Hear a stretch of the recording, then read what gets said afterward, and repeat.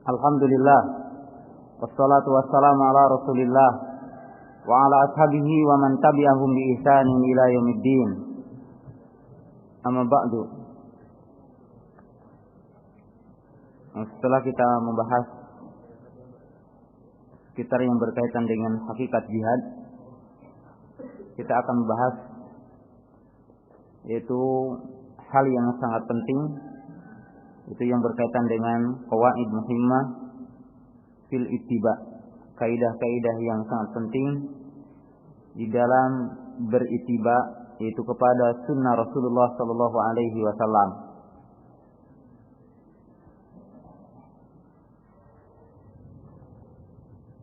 Para thalabatul ilmi yang saya hormati, kaum muslimin, seorang mukmin hanya diperintahkan mutaba'ah dan dilarang untuk mukhalafah.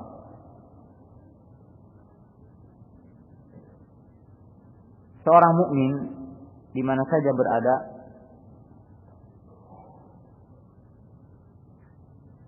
baik dia orang alim ataupun orang awam, maka diperintahkan oleh Allah Subhanahu wa taala untuk mutaba'ah dan dilarang untuk mukhalafah. Dalilnya firman Allah taala, ittabi'u ma unzila ilaikum min rabbikum wa la tattabi'u min dunihi awliya'a qalilan ma tadhakkarun. Fala wa rabbika la yu'minuna hatta yuhakkimuka fima shajara bainahum. Ila akhiril ayat. Wa qala Allah ta'ala, wa anna hadza sirati mustaqima fattabi'uhu wa la tattabi'us subula fatafarraqu bikum an sabilihi. Wa qala Nabi sallallahu alaihi wasallam,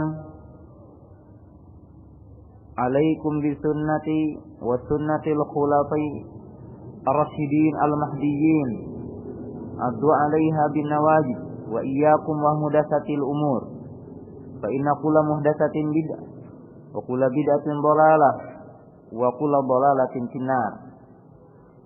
Wa qala Nabi sallallahu alaihi wasallam, da'uni ma taraktukum innama ahlaka man kana qablakum kasratu su'alihim wa ikhtilafu ala anbiya'ihim. Fa'idha amartukum bi syai'in fa'tum minhu mastata'tum wa idha nahaitukum an syai'in fajtanibuh. Qala Nabi sallallahu alaihi wasallam, man amila amalan laysa alaihi amruna fahuwa radun. Wa qala man ahdatsa fi amrina hadza ma laysa minhu fahuwa radun. Seluruh ayat dan dalil dari hadis Nabi sallallahu alaihi wasallam menunjukkan seorang mukmin diperintahkan untuk mutaba'ah dan dilarang untuk mukhalafah. Sebagaimana Allah Ta'ala berfirman, "Falyakhshal ladzina yukhalifuna an amrihi an tusibahum fitnah aw yusibahum adzabun alim."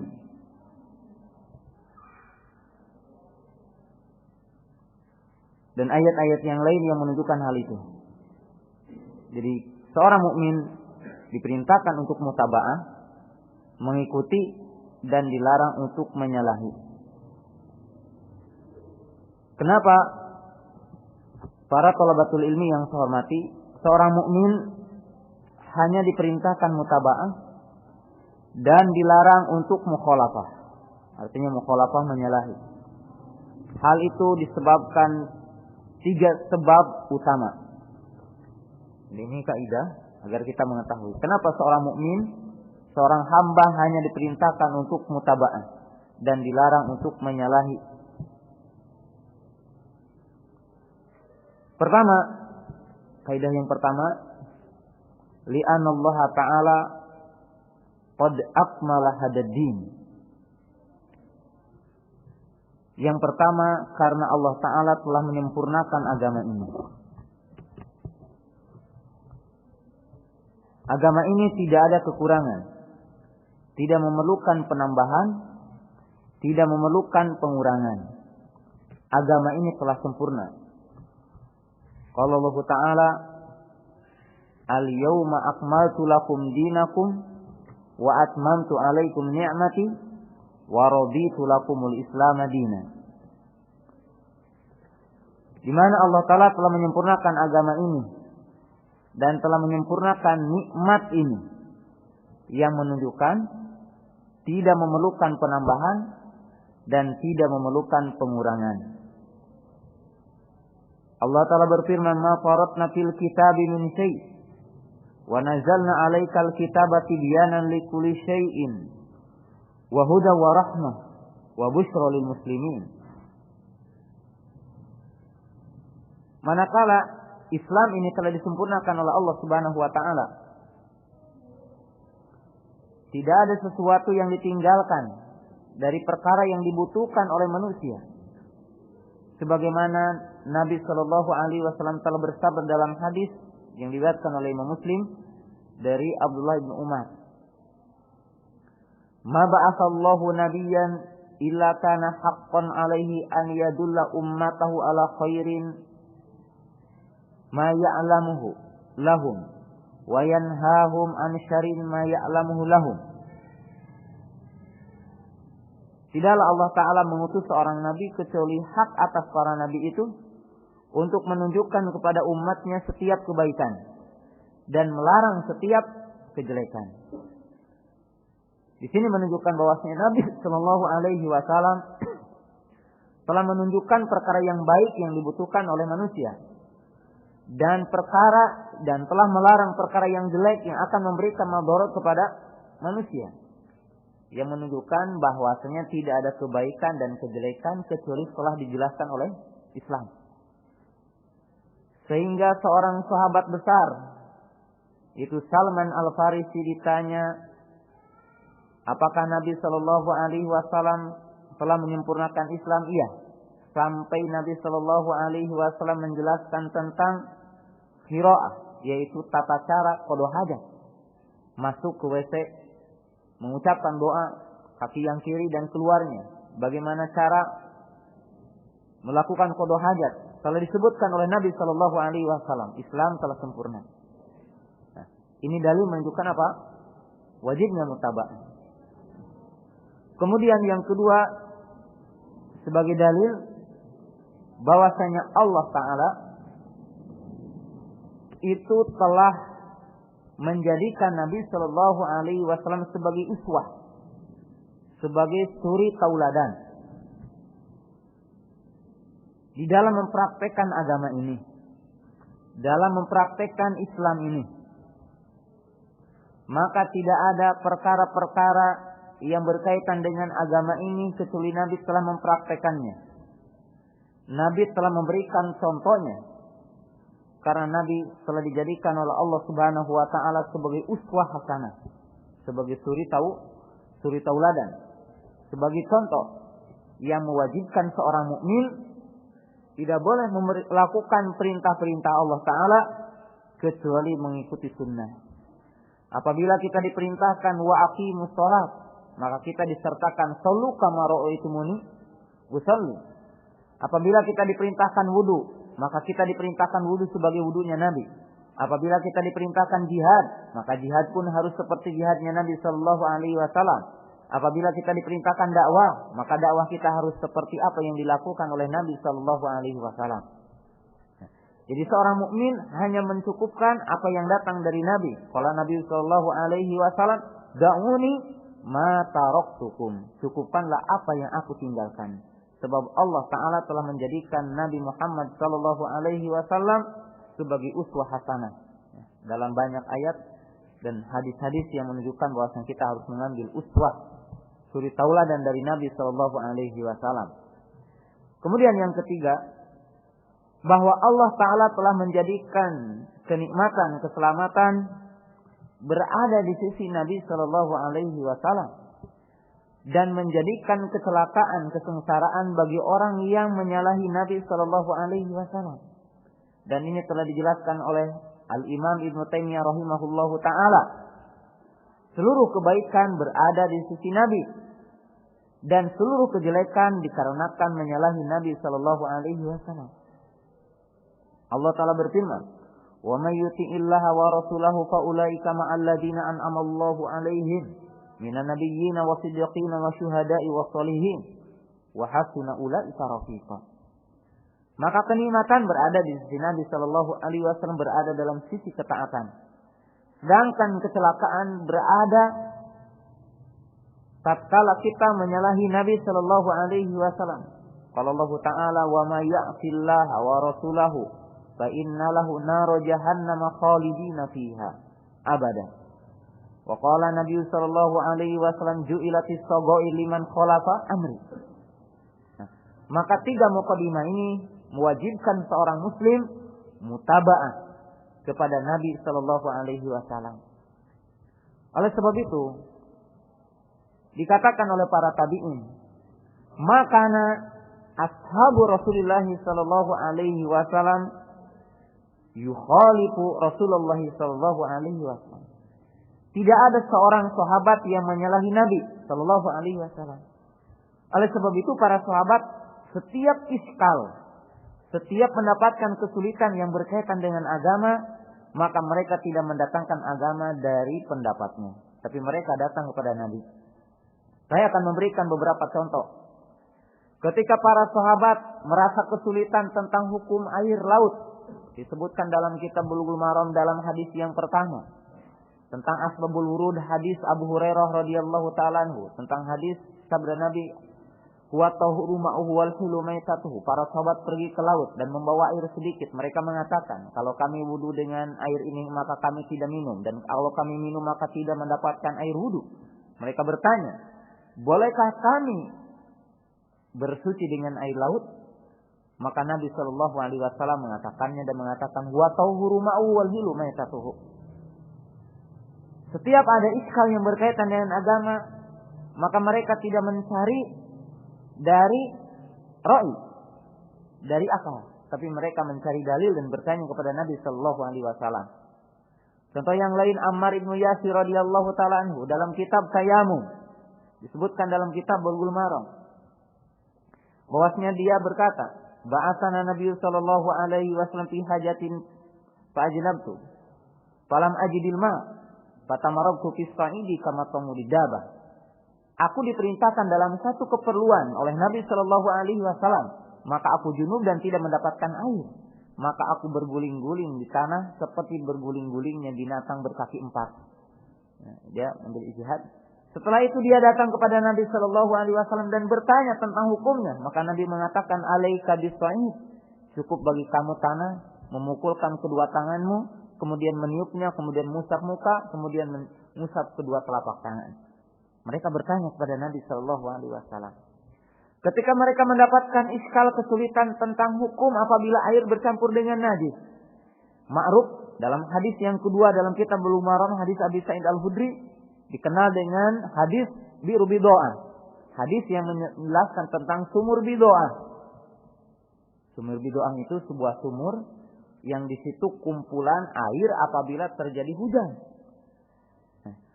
Dikarenakan air itu berkumpul, ada bangkai, ada hirqah, dumpal, ya. Wanita haid, karena dulu tidak ada softtek, pakai apa? Pakai kain, ya. Dihalangi pakai kain. Apabila telah memakainya maka mereka membuang ke tong sampah, kepada tempat sampah. Apabila ada air maka sampah itu mengalir dan berkumpul di tempat yang dinamakan Bi'ru Bido'ah. Mereka bingung akan berwudu dan mereka bertanya, "Ana tawadhu'u min bi'ri bido'ah?" Apakah kami berwudu dari sumur Bido'ah? Maka Nabi bersabda, "Innal ma'a tahurun la yunajjisuhu syai'un." Ketika ada seseorang yang telah menikah dengan seorang yang robo'ah, yang sesusuan, artinya saudara persusuan, maka bertanya kepada Nabi dan Nabi berkata, "Kaifa wa qad qil?" Sudah disebutkan ceraikan istrimu. Mereka bertanya tentang itu. Jadi para thalabatul ilmi yang saya hormati, demikianlah kehidupan para sahabat. Mereka tidak pernah mukhalafah kepada sunnah Nabi sallallahu alaihi wasallam, dan itulah yang menjadi ciri mereka. satu kisah yang sangat mulia, yaitu kisah Abu Bakar As-Siddiq, dan dengan itu menjadi kemuliaan Abu Bakar, dan sangat dungu dan sangat tolol orang-orang Syiah Rafidhah yang mengkafirkan Abu Bakar As-Siddiq. Oleh sebab itu para ulama mengatakan tidak ada orang yang paling tolol selain orang-orang Syiah yang mereka mengkafirkan para sahabat radhiyallahu taala anhum. Ya. Tidak ada manusia yang paling tolol, yang paling ahmak daripada orang-orang Syiah. Terutama orang-orang Syiah Rafidhah. Abu Bakar As-Siddiq yang merupakan manusia yang paling afdal di antara umat ini. Di umat Nabi Muhammad sallallahu alaihi wasallam. Maka dalam suatu ketika, bagaimana ia tamasuk di sunnah? Ketika terjadi fitnah, adanya orang-orang yang tidak menunaikan zakat, mengaku nabi palsu, orang-orang yang murtad.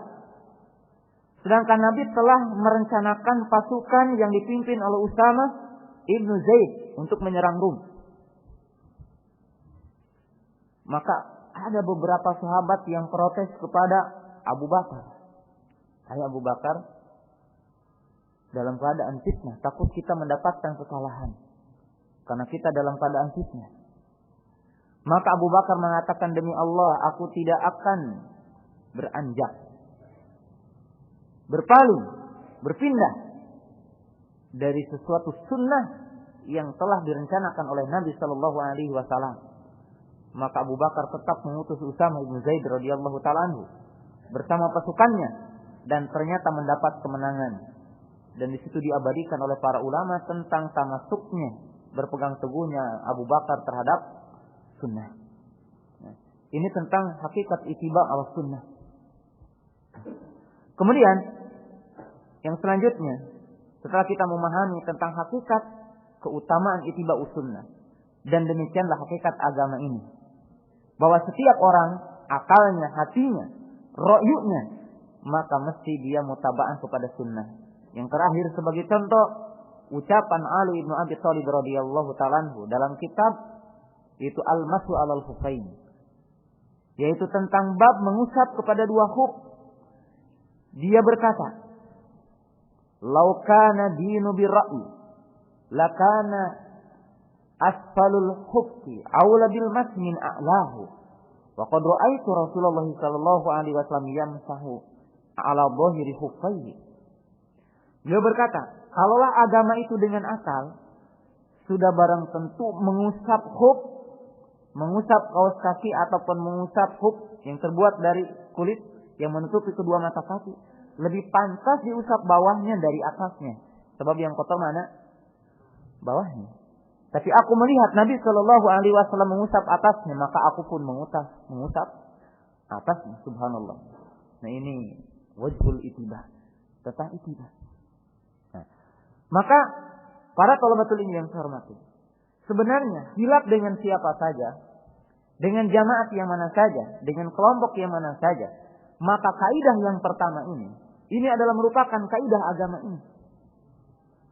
Kalau kita akan berdialog dengan apa saja, dengan kelompok yang mana saja, dengan harokah yang mana saja, kita katakan bahwa seluruh kaum muslimin diperintahkan untuk mutaba'ah dan dilarang untuk mukhalafah.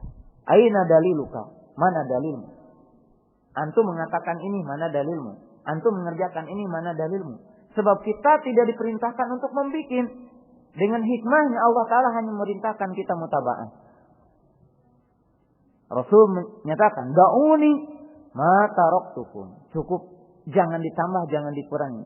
Tidak usah kalian berpikir tentang bagaimana. Diperintahkan untuk ittiba. Nah, maka para ulama mengatakan, sehingga apabila dalam nas ada sesuatu yang iskal kepada akal kita, maka jangan mencacati nas. Ittahim aqlaka. Tuduh dulu akalmu.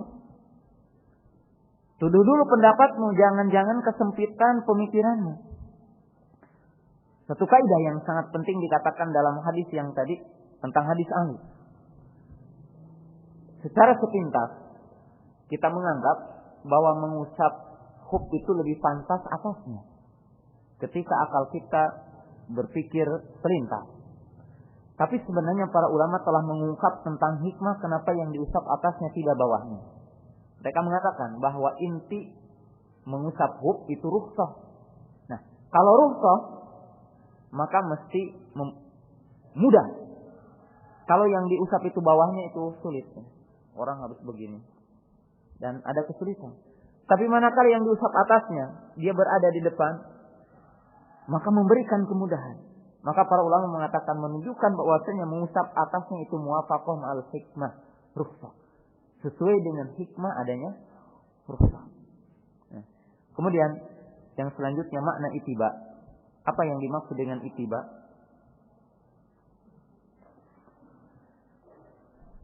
Ittiba di dalam bahasa dan bagaimana kita ittiba? Katakan. Ittiba di dalam bahasa artinya ittaba'a syai' idza sara fi atharihi. Ai bi makna al-iqtida'i wa ta'assi. Ittiba artinya adalah mengikuti, dalam arti mengikuti sesuatu apabila berjalan di belakangnya ataupun mengikuti bekasnya. Itu arti dari apa? Ittiba. Wa mana ittiba'un nabi? Sedangkan arti dari ittiba' nabi dikatakan oleh para ulama ai al-iqtida'u wa ta'assi li nabi sallallahu alaihi wasallam fil i'tiqadat wa fil af'al wa fil aqwal wa fit turuq. Apa arti dari ittiba? Dan bagaimana kita ittiba? Ittiba artinya mengikuti Nabi sallallahu alaihi wasallam di dalam akidah, ucapannya, perbuatannya, dan apa yang ditinggalkannya. Dan kita akan jelaskan ini agar kita betul-betul paham bagaimana kita ittiba. Ittiba artinya adalah mengikuti Nabi Shallallahu Alaihi Wasallam dalam keyakinannya, dalam perbuatannya, dalam ucapannya, dalam apa yang ditinggalkan oleh Nabi Shallallahu Alaihi Wasallam, dan semuanya punya penjelasan. Poin yang pertama adalah al-iqtida li Nabi sallallahu alaihi wasallam fil i'tiqadat, yaitu mengikuti Nabi sallallahu alaihi wasallam dalam keyakinan.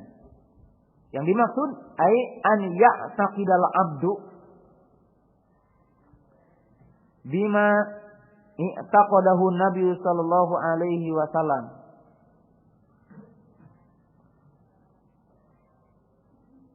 ala wajhi alladhi i'taqadahu.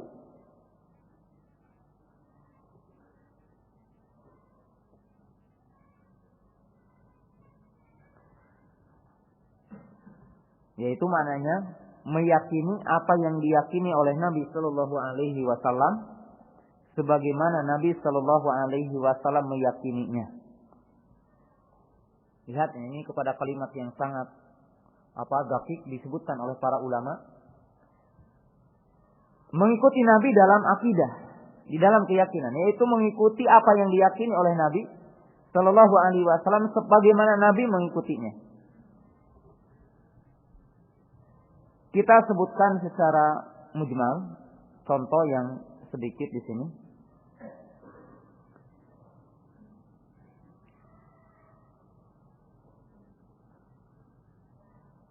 Kita tidak meragukan bahwa golibnya kaum muslimin secara umum mereka meyakini kepada rukun iman yang 6. Beriman kepada Allah, beriman kepada malaikat, beriman kepada kitab-kitab Allah, beriman kepada Rasul Allah, beriman kepada yaumil akhir, beriman kepada qada dan qadar.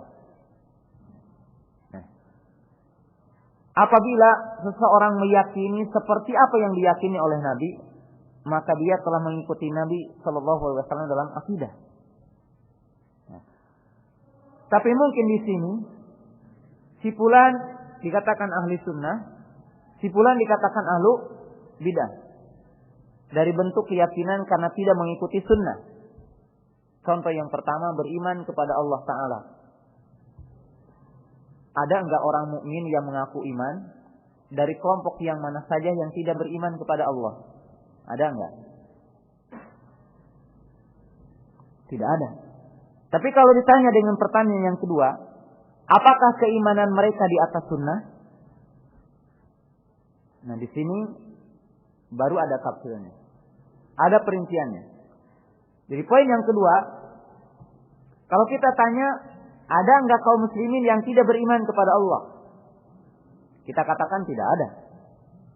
Bahkan jangan orang mukmin, orang Kristen juga beriman adanya Allah. Nah, tapi adakah di sana penyimpangan tentang keimanan bagaimana beriman kepada Allah Ta'ala? Kita kasih contoh. Iman kepada Allah mencakup 4 rukun. Iman kepada adanya Allah, iman kepada rububiyahnya Allah, iman kepada uluhiyahnya Allah, iman kepada nama dan sifatnya Allah. Maka kita akan mendapatkan penyimpangan terutama dalam keimanan kepada nama dan sifat Allah Ta'ala. Ada yang dinamakan Jahmiyah, mengingkari nama dan sifat Allah Ta'ala. Ada yang dinamakan dengan Mu'tazilah, yang hanya beriman kepada nama Allah, tidak beriman kepada sifat Allah Ta'ala. Ada yang dinamakan Asy'ariyah, yang beriman hanya ke sebagian sifat Allah, dan mereka membatasi nama Allah hanya 99. Fa'imanuhum la'ala sunnah. Maka keimanan mereka tidak berada di atas sunnah. Mereka tidak ittiba kepada sunnah Nabi SAW. Yang mereka mentakwil. Maka di sini wajibnya kita memahami tentang ittiba. Oleh sebab itu Sufyan ibn Uyainah mengatakan sunnah ada 10. Di antara yang telah disebutkan. Kita tanya lagi. Beriman kepada malaikat. Saya kira tidak ada ahlul kiblat yang tidak beriman kepada malaikat. Tapi di sana ada orang yang mengatakan beriman kepada malaikat. Orang-orang Mu'tazilah mengatakan malaikat bukan jism. Bukan makhluk yang berjisim. Tapi dia hanya bentuk ruh ketaatan. Maka keimanan mereka tidak berada di atas sunnah. Sebab Nabi SAW telah mensifati para malaikat 2 jenis, memiliki sayap, memiliki kekuatan dan seterusnya. Nah, kita tanya lagi. Apakah orang-orang sufi beriman kepada adanya Nabi? Beriman kepada Nabi Muhammad SAW beriman. Apakah mereka beriman bahwasanya Nabi SAW sebagai Rasul terakhir? Dia beriman. Tapi dia memiliki keyakinan bahwasanya bolehnya keluar dari syariat Nabi Muhammad dan berisinan kepada ilapat dan mimpinya guru mereka. Maka terjadilah penyimpangan keimanan kepada Rasul tidak seperti sunnah. Ittiba'us sunnah dalam akidah. Nah, kita lihat secara umum ahlu kiblat mengatakan beriman kepada yaumul qiyamah. Tapi tidak seperti bagaimana Nabi SAW beriman. Adanya yang mengingkari azab kubur, adanya yang mengingkari Dajjal, ada yang mengingkari tentang turunnya Nabi Isa. Maka mereka beriman kepada hari kiamat la ala sunnah. Sebab harus beriman kepada ciri-cirinya. Beriman kepada qada dan qadar. Timbulnya yang dinamakan dengan Qadariyah Mu'tazilah dan Qadariyah Jabariyah. Mereka beriman la ala sunnah. Maka tentunya seorang mukmin harus mengikuti Nabi dalam arti dia meyakini apa yang diyakini oleh Nabi seperti bagaimana Nabi SAW meyakininya. Sekarang tentang kafir, Yahudi dan Nasrani. Kita juga harus meyakini bagaimana Nabi meyakini tentang Yahudi, tentang kekafirannya. Mereka akan menjadi penghuni neraka yang tidak beragama Islam. Maka timbullah orang-orang yang menyeleneh, yang mereka tidak berada di atas sunnah. Orang-orang orientalis mengatakan seluruh agama benar. Orang kafir akan masuk surga. Orang Yahudi dan Nasrani akan masuk surga. Maka inhiraf. Jadi di sini ittiba'us sunnah. Yang kedua, yaitu ittiba'us sunnah fil aqwal. Mengikuti Nabi SAW dalam ucapannya. Mengikuti Nabi dalam ucapan, para ulama mengatakan dari dua sisi. Sisi yang pertama, al-imtisalu bimadluliha wa maja'at bihi minal ma'ani. Mengikuti ucapan Nabi, salah satunya adalah melaksanakan konsekuensi dari lafaz yang dikeluarkan oleh Nabi Shallallahu Alaihi Wasallam. Apabila perintah imtisal, apabila larangan apa? Istinab. Apabila khobar, tasdik. Apabila khobar adalah tasdik. Apabila Nabi memberitakan satu berita, maka kewajiban kita dinamakan ittiba, tasdik. Sebab Rasul as-sadiq al-masduq. Kalau Nabi memerintah, maka imtisal. Kalau Nabi itu melarang, maka itu istinab. Itu ittiba. Bagaimana kita diperintahkan solu kama ra'aitumuni usolli, salat seperti Nabi salat. Khudu anni manasikakum, kita berhaji sebagaimana hajinya Nabi Shallallahu Alaihi Wasallam. Ini dijelaskan oleh para ulama tentang hakikat ittiba. Atau bentuk yang kedua dikatakan oleh para ulama adalah beribadah dengan lafaz yang diajarkan oleh Nabi Shallallahu Alaihi Wasallam, seperti lafaz zikir, ya, lafaz doa yang diajarkan oleh Nabi Shallallahu Alaihi Wasallam, maka kita beribadah ittiba dengan lafaz yang diajarkan oleh Nabi Shallallahu Alaihi Wasallam, seperti dalam tasyahud dan yang lainnya, dalam doa istiftah dan yang lainnya. Nah, ittiba bil aqwal. Yang ketiga adalah al-ittiba'u fil af'al. Mengikuti Nabi Shallallahu Alaihi Wasallam dalam perbuatan. Yaitu apa? An-naf'ala misla ma fa'alahu ala wajhi alladhi fa'alahu min ajli annahu fa'alahu. Para ulama mengatakan, yaitu melakukan seperti apa yang dilakukan oleh Nabi, sebagaimana Nabi Shallallahu Alaihi Wasallam melakukannya, sebagaimana Nabi Shallallahu Alaihi Wasallam bertujuan melakukannya. Perlu diingat, para ulama mengatakan, seseorang mengikuti perbuatan Nabi mesti berkumpul padanya 3 perkara: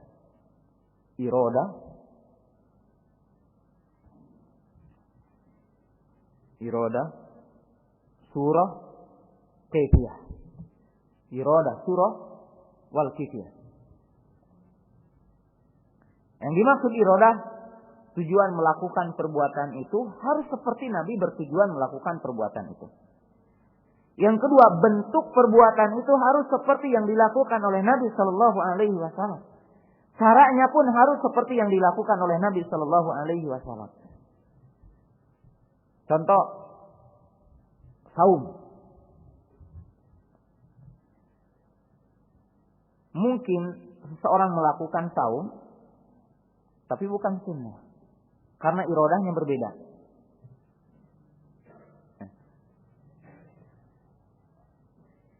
Saum hari Senin, dia meninggalkan makan dan minum dan jima, maka surahnya sama. Tapi irodahnya umpamanya, dia melaksanakan saum hari Senin karena Nabi dilahirkan pada hari Senin. Hukumnya apa? Mutaba'ah bukan. Ini menjadi bid'ah. Kenapa? Karena Nabi Shallallahu Alaihi Wasallam melakukan saum hari Senin bukan karena Nabi dilahirkan hari Senin. Apabila irodahnya berbeda, irodahnya apa? Berbeda. Sekarang irodahnya sama. Dia melaksanakan saum hari Senin, tapi surahnya berbeda. Surahnya berbeda, bentuknya berbeda, kaifiyahnya berbeda. Umpamanya dia ditambah dengan tidak berbicara, ya, ditambah dengan apa? Tidak berbicara selama 1 hari, maka menjadi apa? Bid'ah, karena surahnya apa? Berbeda. Maka di dalam melaksanakan sunnah, apa yang dilakukan oleh Nabi Shallallahu Alaihi Wasallam harus sama. Kita kasih contoh. Salat di atas kuburan. Salat menghadap kuburan. Salat menghadap kuburan, walaupun salatnya ruku sujudnya sama seperti apa yang dilakukan oleh Nabi Shallallahu Alaihi Wasallam, maka hukumnya bisa berbeda karena irodahnya berbeda. Bisa kafir, bisa bid'ah. Kafir apabila dia takorup kepada penghuni kubur, mendekatkan diri kepada penghuni kubur, maka menjadi kafir. Menjadi bid'ah apabila dia berkeyakinan sholat menghadap kuburan lebih afdal dibandingkan sholat di rumah atau di masjid. Nah, maka ini apa? Hukumnya berbeda. Dan hukumnya menjadi apa? Bid'ah. Nah, ini dalam kita mutaba'ah kepada sunnah Nabi Sallallahu Alaihi Wasallam.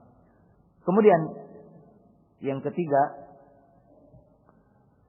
adalah meninggalkan apa yang ditinggalkan oleh Nabi Sallallahu Alaihi Wasallam. Sunnah fit turuk, di dalam meninggalkan.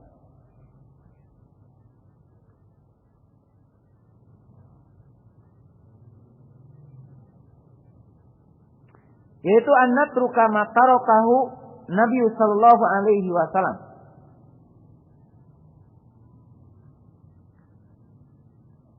Minal umuri ghairu masyru'ah ala sifati wal wajhi alladhi taraka min ajli annahu taraka. Yaitu meninggalkan apa yang ditinggalkan oleh Nabi Sallallahu Alaihi Wasallam dari perkara-perkara yang tidak disyariatkan, sebagaimana Nabi Sallallahu Alaihi Wasallam meninggalkannya, dan sesuai dengan tujuan Nabi Sallallahu Alaihi Wasallam meninggalkannya.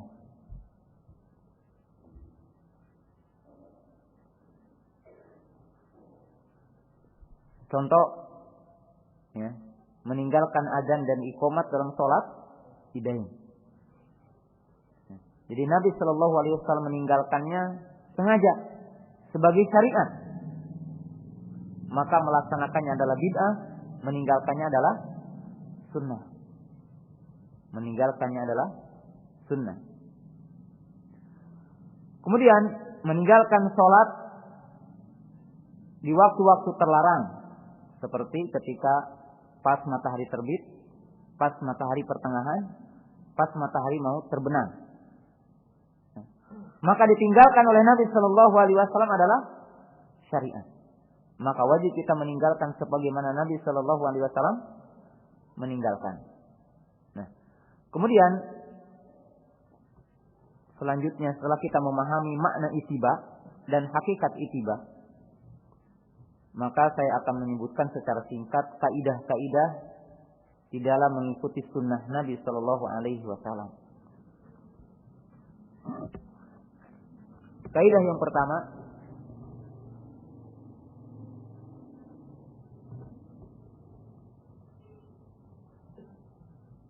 apa yang dilakukan oleh Nabi Sallallahu Alaihi Wasallam ada 3 bentuk.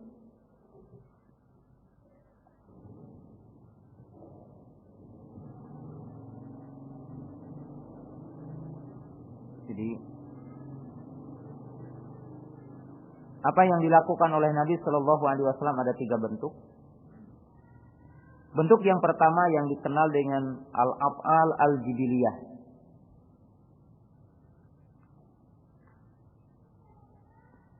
Jadi yang disebutkan perbuatan kemanusiaan. Jadi adab kemanusiaan. Dan ini terbagi kepada 2. Ya, adat kemanusiaan ini seperti makan, minum, tidur, berdiri, duduk, dan seterusnya. Maka ini terbagi kepada 2. Jenis yang pertama, yaitu perbuatan yang ada nasnya, bahwasanya itu wajib ataupun sunnah. Jadi af'al jibiliyah, tapi ada nas secara sharih bahwasanya itu wajib ataupun mustahab. Seperti kal akli bil yamin, ya. Makan secara umumnya apa? Af'al jibiliyah, bukan sunnah. Tapi makan dengan tangan kanan hukumnya apa? Wajib. Makan dengan tangan hukumnya apa? Wajib. Makan dengan basmalah hukumnya mustahab. Dengan menyebutkan basmalah. Seperti umpamanya apa? An-naum ala sikil aiman, yaitu tidur ke arah yang kanan. Jadi di sini ada nas secara khusus bahwasanya di situ wajib ataupun mustahab. Jenis yang kedua yaitu yang tidak ada nas yang menunjukkan kepada di syariat, yang menunjukkan kepada syariatnya ataupun yang menunjukkan kepada disyariatkannya. Maka hukumnya tetap dalam keasliannya mubah. Jadi hukumnya dalam keasliannya adalah mubah. Ya, seperti kemauan untuk makan, minum, untuk jima dan sebagainya.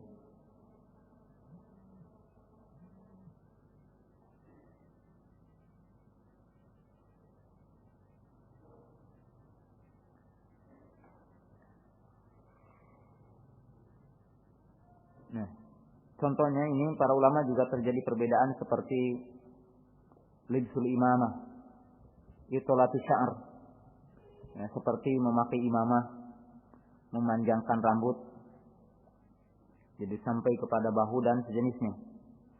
Dan yang rajih wallahu alam, ya libsul imamah walasu saub, memakai imamah, memakai saub itu bukan sunnah. Hanya saja para ulama muhakkik mengatakan apabila seseorang yata'assi dengan apa yang dilakukan oleh Nabi sallallahu alaihi wasallam, tidak memaksudkan itu adalah ilzam sunnah, maka dia akan mendapatkan ganjaran dengan niatnya. Jadi dia akan mendapatkan ganjaran dengan apa? Niatnya. Jenis yang kedua dari perbuatan Nabi yaitu yang dinamakan perbuatan yang khusus bagi Nabi sallallahu alaihi wasallam. Jadi perbuatan yang khusus bagi Nabi sallallahu alaihi wasallam. Baik itu bentuk yang mubah, yang wajib ataupun yang muharram. Contoh Nabi dimubahkan istri lebih dari 9 Nabi sallallahu alaihi wasallam. Maka ini khususiyah bagi Nabi sallallahu alaihi wasallam. Ada yang khusus diwajibkan kepada Nabi seperti qiyamul lail, al-witr. Itu wajib bagi Nabi sallallahu alaihi wasallam. Ada yang khusus diharamkan bagi Nabi sallallahu alaihi wasallam seperti memakan sedekah. Nah, maka apabila ada dalil yang mengkhususkan kepada Nabi, maka tidak boleh kita mengatakan ta'assi dengan Nabi sallallahu alaihi wasallam, sebab itu khususiyah bagi Nabi sallallahu alaihi wasallam. Yang ketiga adalah perbuatan-perbuatan Nabi yang keluar dari jibiliyah dan khususiyah, tapi di situ adalah bentuk ta'abudiyah yang Nabi sallallahu alaihi wasallam melaksanakannya sebagai ta'abudi. Maka ini wajib kita untuk mengikutinya berdasarkan firman Allah Ta'ala, laqad kana lakum fi rasulillahi uswatun hasanah. Alaikum bisunnati. Fa idza amartukum bi syai'in fa'tu minhu mastata'tum wa idza nahaitukum an syai'in fajtanibuh. Da'uni ma taraktukum. Nah, ini kaidah pentingnya. Kaidah yang pertama, seorang harus memahami yang tadi. Ya. Kemudian kaidah mengikuti sunnah. Kaidah mengikuti sunnah, yaitu yang tadi. Kaidah yang pertama,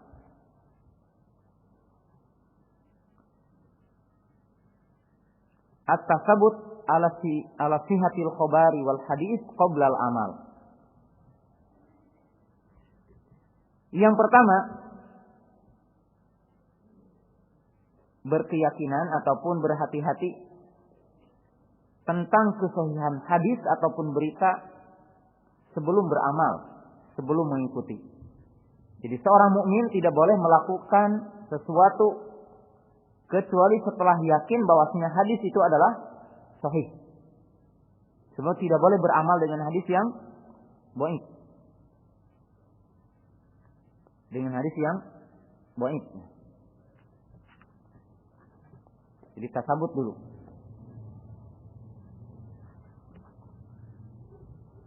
Yang kedua,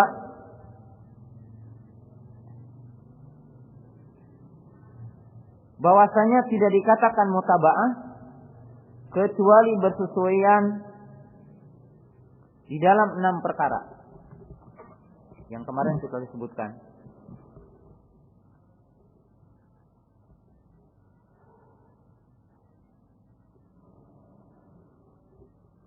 Jadi bersesuaian dalam 6 perkara. Yang pertama sebabnya. Seperti sebab 2 rakaat tahiyatul masjid. Sebab sholat kusuf, adanya kusuf, adanya gerhana bulan atau matahari. Maka apabila orang menetapkan sebuah sebab yang tidak disebutkan oleh syarak, walaupun ibadah itu sama seperti dilakukan oleh Nabi Shallallahu Alaihi Wasallam dalam kaifiyahnya, maka hukumnya menjadi bid'ah. Contoh, ya.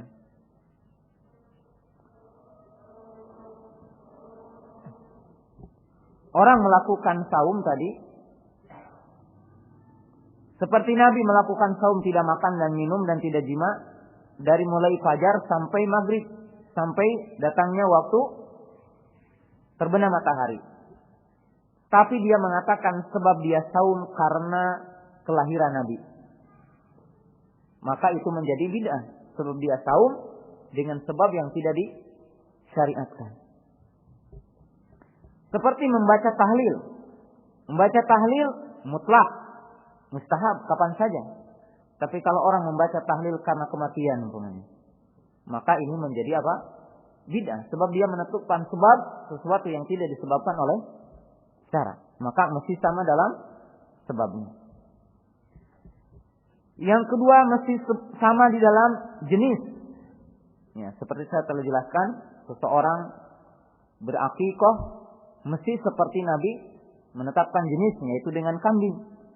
Apabila orang berakikah dengan sapi ataupun dengan kerbau, tidak sah, ataupun dengan unta, walaupun dagingnya lebih banyak. Karena Nabi telah menentukan jenisnya. Berkurban umpamanya, karena dia orang kaya mau berkurban dengan apa? Dengan kuda yang mahal, tidak sah. Sebab telah ditentukan 3 saja, yaitu unta yang sejenisnya, kambing dengan sejenisnya, kemudian apa? Kemudian dengan sapi dan sejenisnya.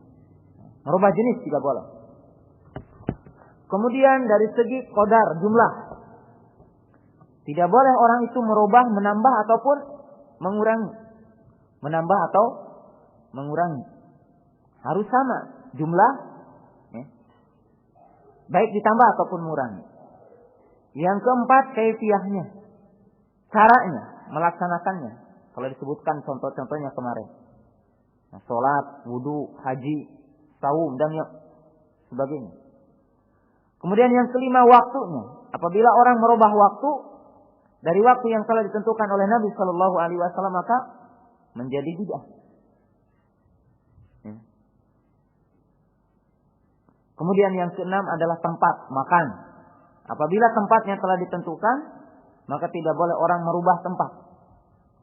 Nah, maka dikatakan mutaba'ah apabila dia melakukan sebuah ibadah bersesuaian dalam 6 perkara. Jadi baru dia dikatakan apa? Mutaba'ah. Ini kaidah. Ya. Kemudian kaidah yang selanjutnya, asal di dalam ibadah tanpa harus memaksakan untuk mencari hikmah.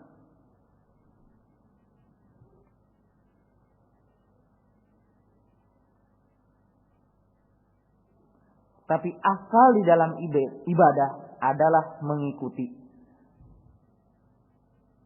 Jadi sama saja hikmahnya diketahui ataupun tidak, maka orang harus tetap taat di dalam melaksanakan sunnah. Nah, takdirkan dia, apa hikmahnya sholat duhur 4 rakaat? Apa hikmahnya sholat subuh 2 rakaat? Nah, kemudian dia tidak mendapatkannya dan tidak mengetahuinya. Memang benar dikatakan oleh para ulama, apabila seseorang itu mengetahui hikmahnya, maka akan bertambah rasa nikmat di dalam ibadah dan rasa takarrub kepada Allah. Tapi apabila dia tidak mengetahuinya, maka tidak satu kewajiban. Sebab Allah telah berfirman dalam surat Al-Ahzab, "Wa ma kana lil mu'minin wa la mu'minatin idza qadallahu wa rasuluhu amran an yakuna lahumul khiyaratu min amrihim." Sehingga bertanya seorang haruri yang dituduh gitu ya, seorang wanita bertanya, kenapa katanya kalau saum diqada kok salat tidak diqada? Sehingga Aisyah bertanya, "Aharuriyati anti? Apakah engkau itu seorang khawarij?" Ini menunjukkan bahwa tidak boleh kita memaksakan. Setiap perkara harus ada hikmahnya. Sehingga apabila tidak ada hikmahnya, dia tidak melakukannya. Ya, walaupun secara pasti bahwasanya seluruh ibadah itu ada hikmahnya, sama saja diketahui ataupun tidak. Tapi seseorang tidak boleh untuk memaksakan, harus mengetahui hikmahnya. Kaidah yang selanjutnya, setiap ibadah ada hikmahnya, sama saja diketahui ataupun tidak. Hanya saja kita tidak ditaklid harus mengetahui hikmah. Sama saja mengetahui ataupun tidak, kita diperintahkan untuk tetap ittiba. Tetap untuk ittiba.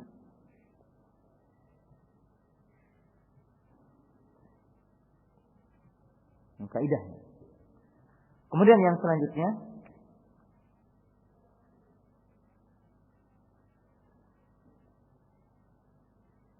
kesulitan dalam ibadah bukan tujuan syariat.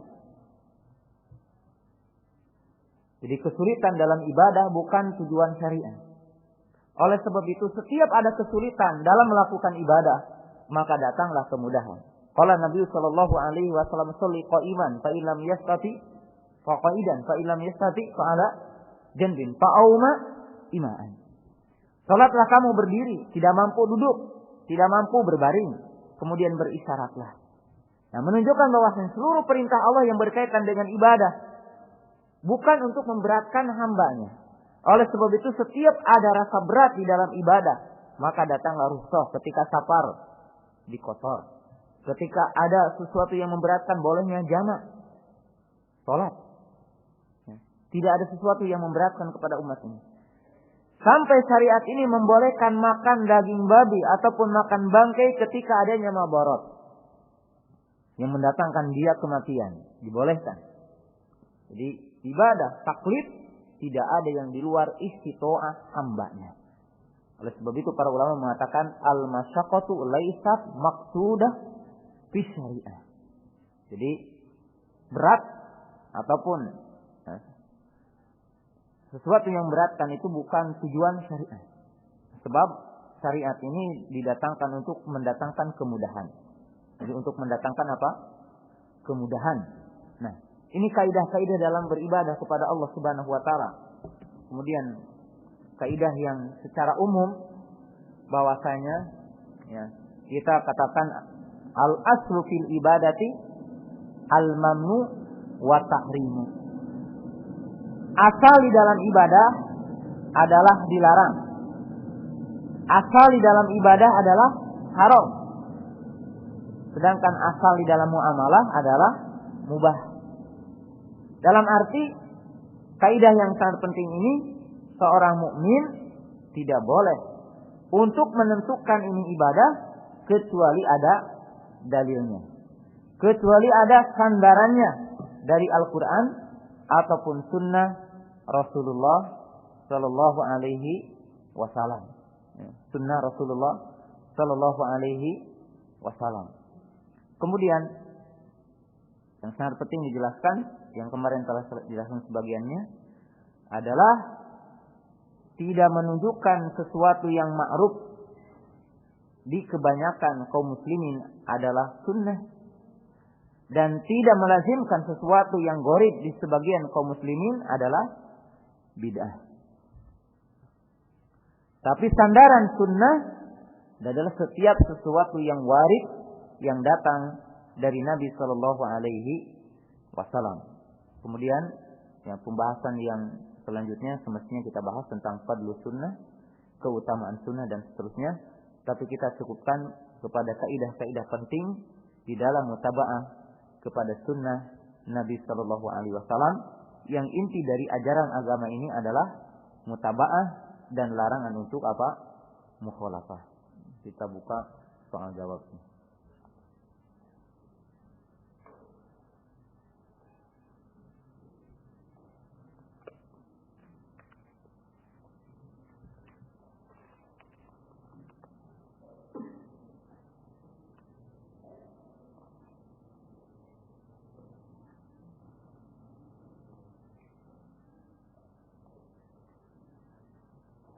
Siapa yang dimaksud dengan imam di Indonesia nanti?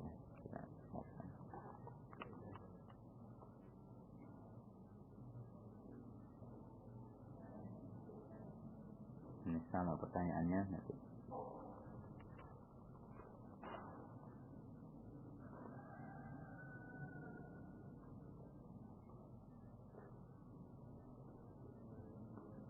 Di kampung ana ada sebuah masjid lama yang di depannya ada kuburan. Jika ana tidak mempercayai tentang kuburan tersebut dengan artian ana sholat lillahi ta'ala karena wajib berjamaah di masjid, apakah sholat ana sah sedangkan masjid yang lain jauh dari rumah ana? Lihat ya, tentang hukum kuburan. Tentunya kesepakatan kaum muslimin dan ijma' ahli sunnah bahwa tidak boleh seseorang membangun masjid di atas kuburan dan mengubur di masjid.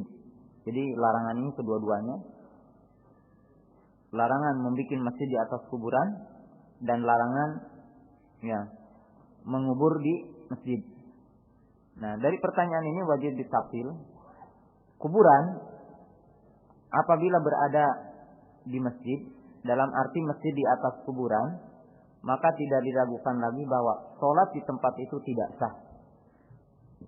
Sebab Nabi Shallallahu Alaihi Wasallam bersabda, la tusallu ilal kubur wala alaiha. Tidak boleh sholat menghadap kuburan ataupun di atasnya. Yang kedua, apabila kuburan itu berada di arah kiblat dan tidak ada penghalang, sehingga kaum muslimin semuanya menghadap ke kuburan. Jadi ada di tempat ruang imam sini di depan. Maka itu pun tidak diragukan lagi bahwasanya itu apa? Tidak sah sholatnya, sebab menghadap kuburan. Apabila kuburan itu berada di belakang masjid, tapi berada di areal masjid, atau berada di kanan, atau berada di kiri, maka secara umum hukumnya sah sholat di situ. Hanya saja kalau masalah makruh tetap makruh. Apabila berada di depan masjid tapi di luar areal, itu artinya ada apa? Ada dinding, maka tentunya sudah barang tentu afdolnya tidak sholat di situ. Walaupun kita memiliki masjid yang jauh, yang tidak ada kuburannya, maka kita diperintahkan untuk tidak di situ. Tidak di situ. Hanya saja sebagian para ulama mengatakan apabila ada dinding, maka sebagian para ulama mengatakan sah sholatnya. Dan yang lebih afdol, apabila tidak memungkinkan kuburan itu dipindahkan, maka dibikin dinding kembali. Artinya dibikin dinding kembali, sehingga kuburan itu dihalangi dinding khusus. Dinding apa yang khusus? Dinding yang khusus. Dan ini tafsir yang disebutkan oleh para ulama. Dari segi dosanya berbeda ya, kalau di dalam, di luar, di kanan, di kiri, di depan, ini berbeda. Ini berbeda dari segi apa? Hukumnya, wallahu ta'ala a'lam.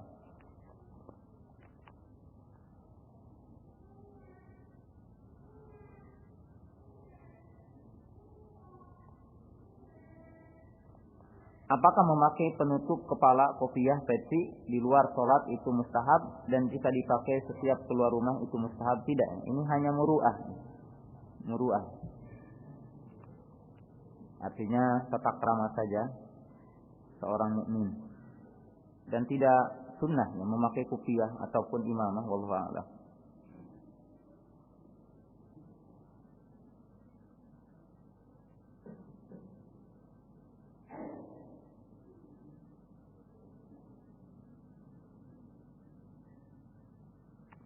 Tolong lagi jelaskan adat kemanusiaan Nabi yang tidak ada nas contoh imamah.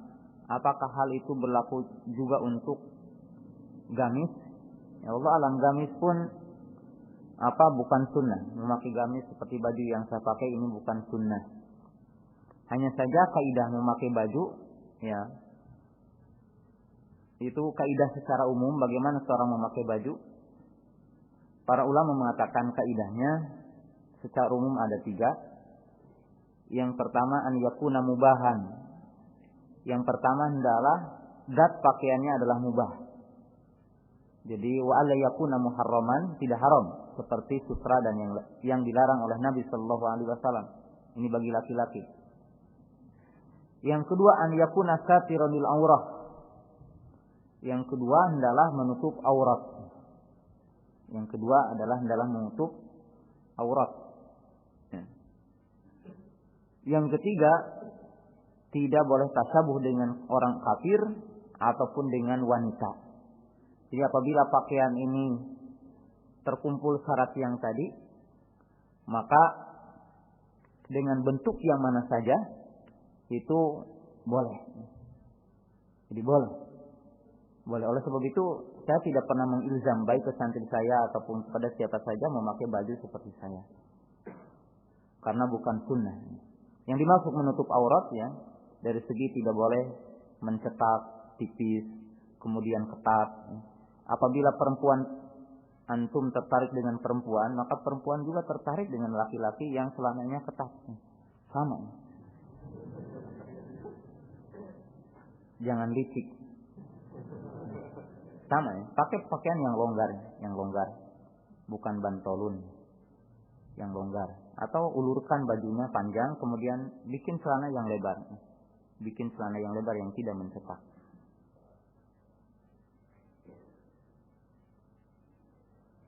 Berkenaan dengan banyak musibah hari ini, gempa, tsunami di negeri kita, apakah karena kita telah meninggalkan amar ma'ruf nahi mungkar? Begitu juga para ulamanya. Dan apakah ini peringatan Allah terhadap semuanya adab dan musibah adalah merupakan peringatan Allah Subhanahu wa taala kepada manusia. Dan inti adab dan musibah disebabkan karena banyaknya kemaksiatan, banyaknya kemusyrikan, banyaknya kemaksiatan, dan tidak tegaknya amar ma'ruf nahi mungkar. Oleh sebab itu, setiap mukmin bertobat kepada Allah Ta'ala, kembali kepada tauhid, kembali kepada taat, kembali kepada sunnah, diperintahkan oleh Allah Subhanahu wa Ta'ala. Sebab apa yang terjadi di muka bumi ini adalah sesuatu yang dikehendaki oleh Allah Ta'ala, kauni wa syar'i.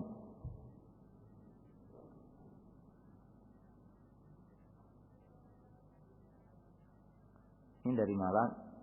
Anak pernah dapat SMS untuk membaca tahlil, takbir dan surat Al-Ikhlas untuk Masjidil Aqsa. Apakah itu ada tuntutannya? Tidak ada tuntutannya. Adapun kita berdoa untuk mereka, berdoa untuk mereka ataupun membantu dengan harta dan memungkinkan sampai ke sana, untuk memberikan bantuan kepada fisik mereka, falahu dzalik, maka insyaallah itu dibenarkan. Adapun mengkhususkan bacaan-bacaan yang tadi, menghitung dan sebagainya, itu termasuk bid'ah.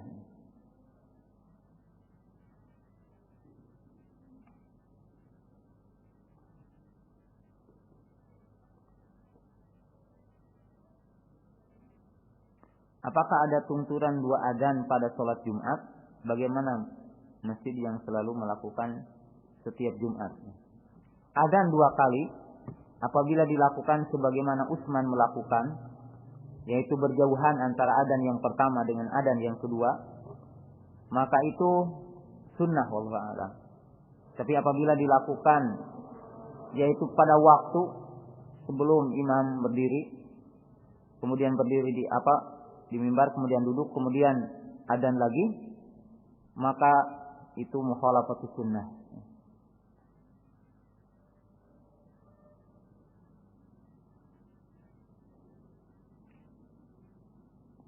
Bagaimana hubungan sunnah dengan uruf, adat istiadat? mana yang harus didahulukan. Contoh masalah pakaian. Masalah pakaian itu ya, babitnya yang tadi udah dijelaskan ya. Babitnya yang 3. Pertama, menutup aurat. Yang kedua, hendaklah zat pakaiannya itu mubah.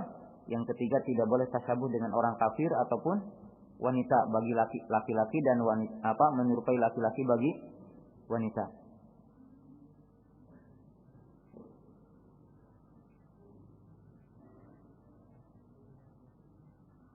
Apakah ada penjelasan rinci masalah jizyah? Misalnya beratnya, batasannya ini hak imam ya. Hakul imam yang akan menentukannya.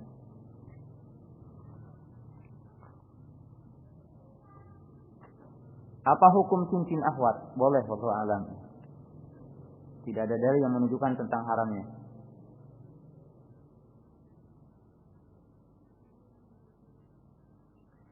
Ana tanya lewat SMS, yang tanya lewat SMS tidak akan ada jawabannya insyaallah. Muskilah, fitnah azimah. Orang bertanya lewat SMS, apalagi disingkat-singkat yang kadang-kadang orang beda pemahaman tentang singkatannya.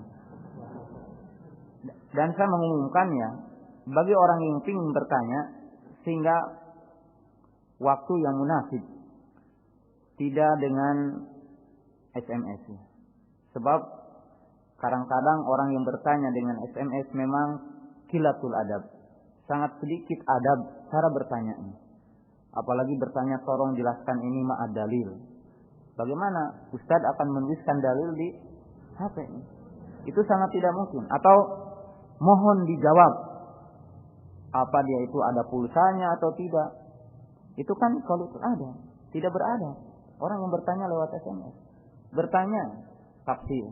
Tidak memungkinkan ya, umpamanya sekarang banyak saya sering jelaskan. Ada seorang akhwat bertengkar dengan suaminya.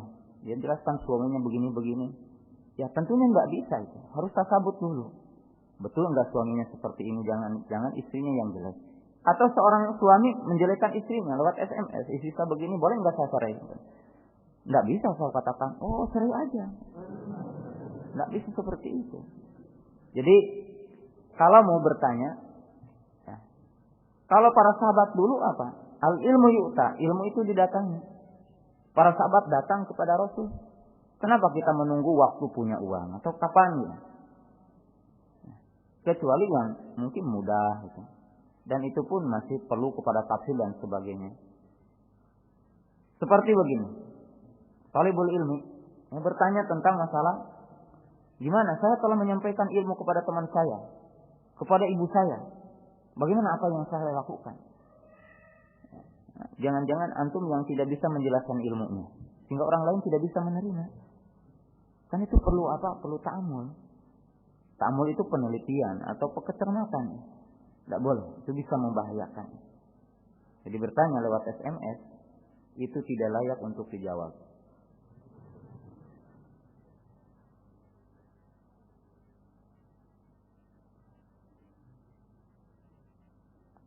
Bagaimana sikap kita jika ulama mengeluarkan fatwa tentang boikot produk-produk tertentu karena untuk biaya perang di Palestina oleh Yahudi? Nah, ikhwati iman rahimakumullah, fatwa ulama yang mana? Fatwa ulama yang mana? Nah, kita wajib bertanya. Kemudian dari segi waqi, kenyataan bahwasanya yang dimaksud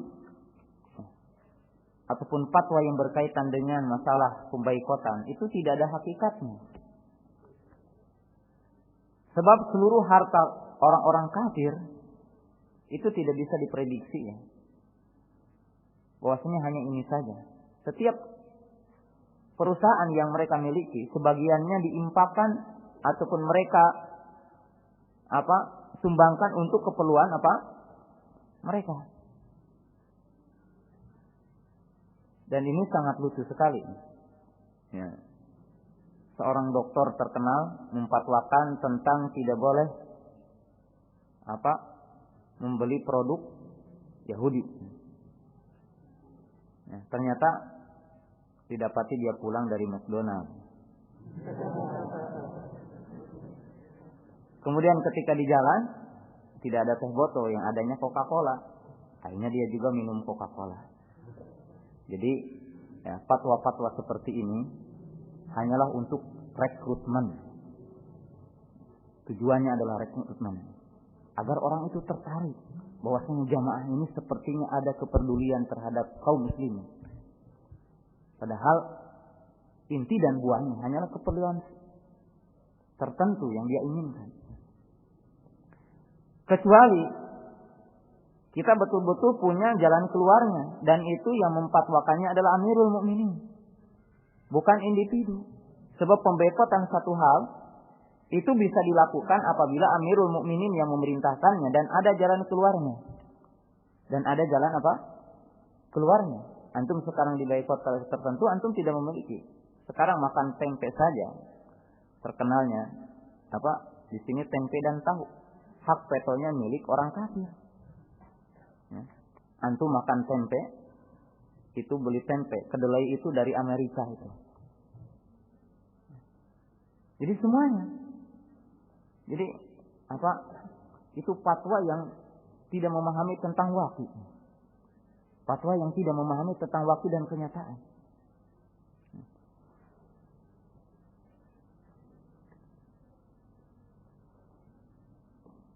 Bagaimana dengan Ibnu Umar yang senantiasa berusaha mencontoh Nabi dalam setiap perbuatan beliau sampai hal-hal yang terlihat remeh? Apakah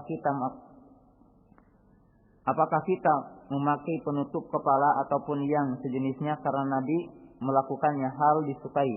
Enggak. Jadi pendapat Ibnu Umar itu diingkari oleh banyak para sahabat radhiyallahu taala anhum. Dan dalam hal ini tentunya bahwa yang dilakukan oleh bapaknya Umar bin Khattab, yaitu Umar bin Khattab itu menebang pohon yang di situ pernah terjadinya apa? Bai'atu Ridwan, karena ditakutkan nanti sebagian kaum muslimin menjadikan tempat itu sebagai asar yang harus dijadikan tempat ritual ibadah. Maka ditebang oleh Umar bin Khattab radhiyallahu taala, Ibnu Abbas. Kemudian Aisyah mengingkari apa yang dilakukan oleh Ibnu Umar. Salah satu contoh Ibnu Umar, ya itu sanitasinya kalau wudu itu sampai matanya itu memerah ya, karena beliau itu memasukkan air ke dalam. Ya. Tapi itu diingkari oleh jumhur sahabat, diingkari oleh banyak para sahabat radhiyallahu taala anhum.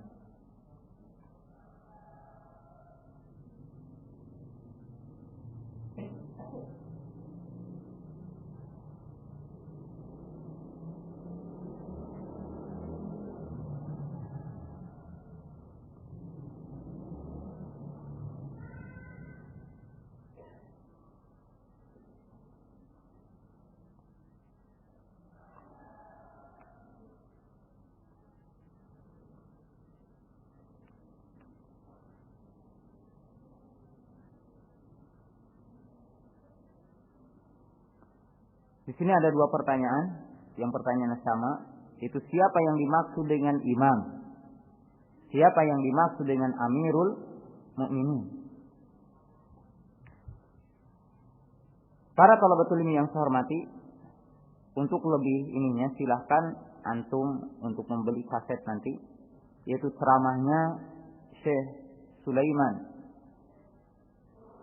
Ar-Ruhaili hafizahullah taala ketika beliau berceramah di Istiqlal.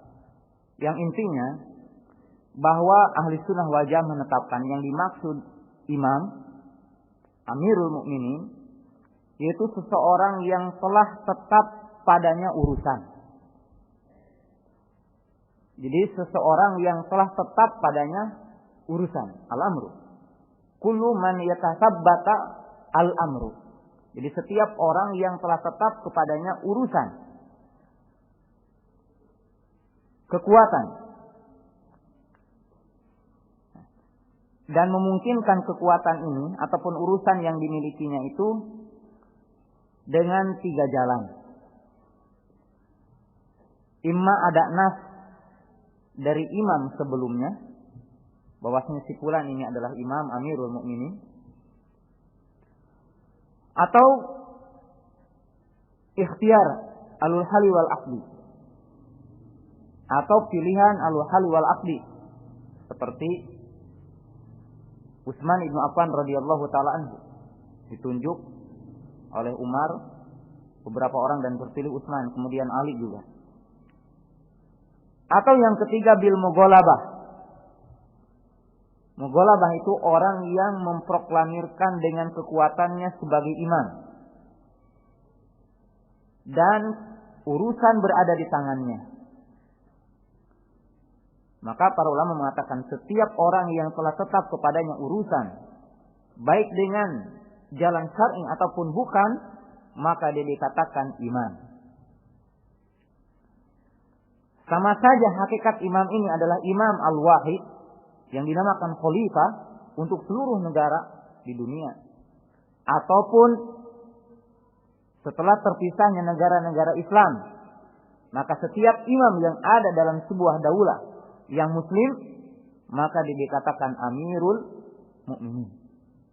Wajib taat kepadanya, tidak boleh khuruj darinya. Wajib untuk berjihad dengannya, berhaji dengannya, Jumat dengannya. Wajib taat kepadanya selama tidak memerintahkan kepada maksiat. Maka itu yang dinamakan amirul mukminin. Dan ini tahqiq para ulama sebagaimana dijelaskan oleh Al-Imam Ibnu Hajar dan ijma' Ahlus Sunnati wal Jamaah. Kenapa dikatakan ijma'? Sebab setelah tidak adanya khalifah, kemudian negara-negara Islam itu terpisah-pisah. Negara Islam itu memiliki pemimpin-pemimpin tersendiri, maka kata Syekh Muhammad bin Abdul Wahab tidak didapatkan bahwa mengilzam satu negara kepada negara yang lain. Tapi setiap negara memiliki imam. Nah, tentunya kita berharap imam kaum muslimin adalah satu.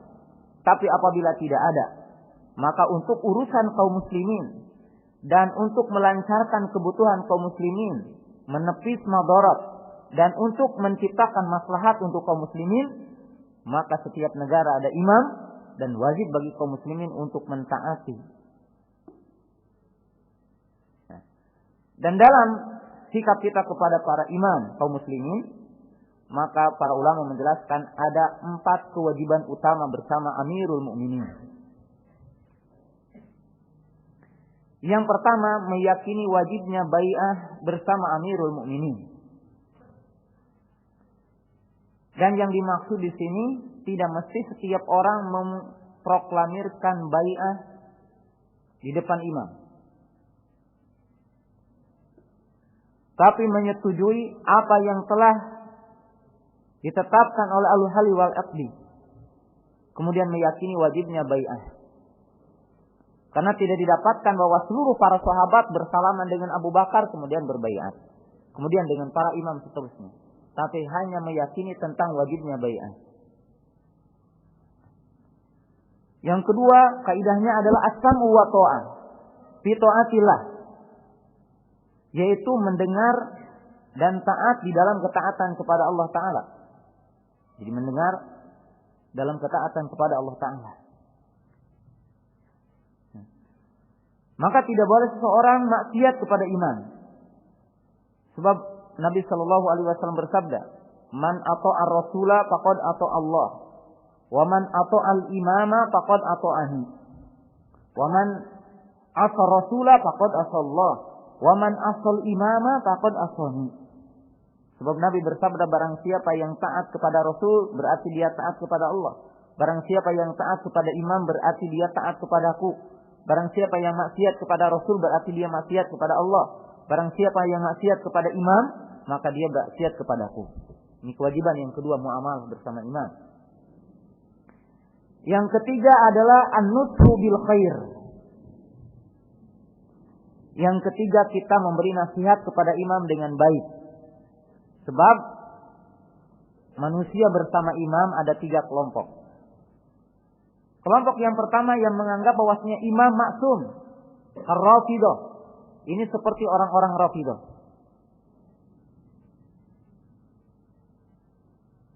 Kelompok yang kedua, bahwasanya imam harus maksum. Kalau tadi meyakini maksum, kalau ini mengatakan harus maksum. Imam itu tidak boleh ada salah. Kalau salah, diberontak. Fahadal khawarij, Ini orang-orang waris. Sedangkan ahli sunnah mengatakan imam adalah manusia biasa. Musibun wa yukhti. Dia benar dan salah. Apabila salah maka harus diberikan nasihat. Tapi nasihatnya dengan nasihat yang benar. Oleh sebab itu Nabi mengumpulkan 3 perkara. Al-ikhlas, wa nushi, wa luzumu jamaah. Jadi kalau orang akan memberikan nasihat kepada imam, dasarnya harus ikhlas dan dasarnya untuk mengumpulkan kaum muslimin. Bukan tujuan untuk memecah belah kaum muslimin. Lihat, Nabi Shallallahu Alaihi Wasallam mengumpulkan tentang berkaitan dengan iman, ikhlas, nasihat, luzumu jamaah. Kemudian poin yang keempat, ada jur'ah bitakfirihi illa ladainal hujjah qawiyah. Yang keempat, tidak bersegera